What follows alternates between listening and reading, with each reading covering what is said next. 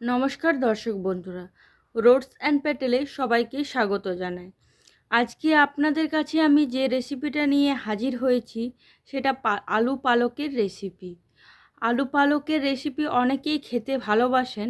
এটা বেগুন ছাড়া আলু পালকের রেসিপি কিভাবে বাড়িতে বানাবেন সেটাই আজকে আপনাদের কাছে আমি শেয়ার করব। আমার ভিডিও আপনাদের ভালো লাগলে অবশ্যই লাইক, কমেন্ট, শেয়ার করতে ভুলবেন না এবং সাবস্ক্রাইব করার সময় বেল নোটিফিকেশনটা ক্লিক করে নেবেন, তাহলে আমার রান্নার নতুন নতুন আপডেট সবার আগে আপনারা পেয়ে যাবেন। এখানে আমি একটা কড়াই চাপিয়ে তার মধ্যে 2 চামচ তেল অ্যাড করে দিলাম। এরপর এতে আমি বড়িগুলো অ্যাড করে দেব। বড়িগুলো আমাদেরকে একটু লাল লাল করে ভেজে নিতে হবে। এরপর আমি এই বড়িগুলো একটা পাত্রে তুলে রেখে দেব। দেখো বন্ধুরা, বড়িগুলো আমার খুব সুন্দর লাল লাল করে ভাজা হয়ে গেছে। এরপর ওই কড়াইয়ে আমি 1 চামচ, ছোট চামচে 1 চামচ কালো জিরে আর একটু সামান্য হিং অ্যাড করে দেব। এরপর একটা শুকনো লঙ্কাকে টুকরো করে তার মধ্যে অ্যাড করে এরপর রসুন কুচি অ্যাড করে দেব। আমি সব সবজিগুলো আগে থেকেই ভালো করে কেটে ধুয়ে পরিষ্কার করে রেখেছি বন্ধুরা।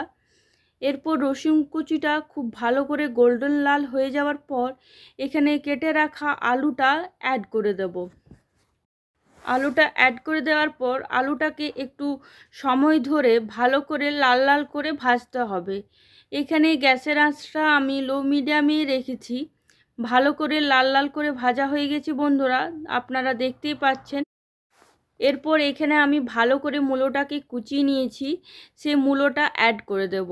আপনারা চাইলেন এখানে বেগুন অ্যাড করতে পারেন। আমি এখানে আপনাদেরকে পালক আলুকের বিনা বেগুন ছাড়াই দেখাচ্ছি, তাই আর বেগুন দিচ্ছি না। এরপর একটা পেঁয়াজকে ভালো করে কুচিয়ে নিয়েছি, সে পেঁয়াজটাকে এখানে অ্যাড করে ভালো করে একটু সময় ধরে নাড়াচাড়া করব। পেঁয়াজটা যতক্ষণ পর্যন্ত একটু নরম না হয়ে যায় ততক্ষণ পর্যন্ত আমরা লো মিডিয়ামে একটু নাড়াচাড়া করে নেব।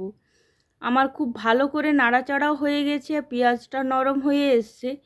এরপর এর মধ্যে আমি কেটে রাখা পালং শাকটা অ্যাড করে দেব। পালং শাকটা আমি ধুয়ে ভালো করে পরিষ্কার করে জল ঝরিয়ে রেখেছিলাম, সে পালং শাকটা অ্যাড করে এরপর ভালো করে নাড়াচাড়া করব সব কিছু একসাথে। ভালো করে একটু সময় ধরে হাই ফ্লেমে আমি নাড়াচাড়া করে নিচ্ছি। এরপর এখানে আমি একটু লবণ আর হলুদ গুঁড়ো অ্যাড করে দেব। অ্যাড করে ভালো করে নাড়াচাড়া করব। খুব ভালো করে নাড়াচাড়া করতে হবে আমাদেরকে। আমার খুব ভালো করে নাড়াচাড়া হয়ে গেছে। এরপর 2 মিনিট ঢাকা দিয়ে রেখে দেব লো মিডিয়ামে। 2 মিনিট পর ঢাকা খুলে নিলাম। এরপর 2টো কাঁচা লঙ্কা আর টমেটো কেটে রেখেছিলাম, সে টমেটোটা অ্যাড করে আবার বেশ খানিক 2-3 মিনিট নাড়াচাড়া করে নেব লো মিডিয়ামে খুব ভালো করে, যতক্ষণ পর্যন্ত টমেটোটা না নরম হয়। এরপর এখানে কাশ্মীরি রেড চিলি পাউডার, ধনে গুঁড়ো, জিরে গুঁড়ো অ্যাড করে নিলাম। আবার খুব ভালো করে লো মিডিয়ামে আমাদেরকে নাড়াচাড়া করে নিতে হবে বেশ 2-3 মিনিটের মতন।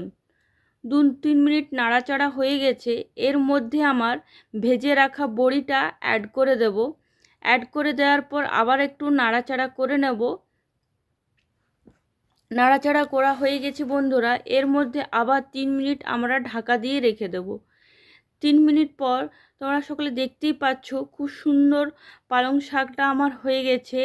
আবার একটু নাড়াচাড়া করে নিচ্ছি। আর আমার এখানে আলুটাও সেদ্ধ হয়ে গেছে, আপনারা দেখতেই পাচ্ছেন। এ পর্যায়ে আমরা একটু ধনেপাতা অ্যাড করে দেব। আপনারা চাইলেন ধনেপাতা অ্যাড নাও করতে পারেন। অ্যাড করে আবার খুব ভালো করে নাড়াচাড়া করে নেব। আর একটা হাতার সাহায্যে একটু ভালো করে আলুগুলা থেতে নেব। আমাদের রেডি বিনা বেগুন ছাড়া পালং শাক আলুর রেসিপি।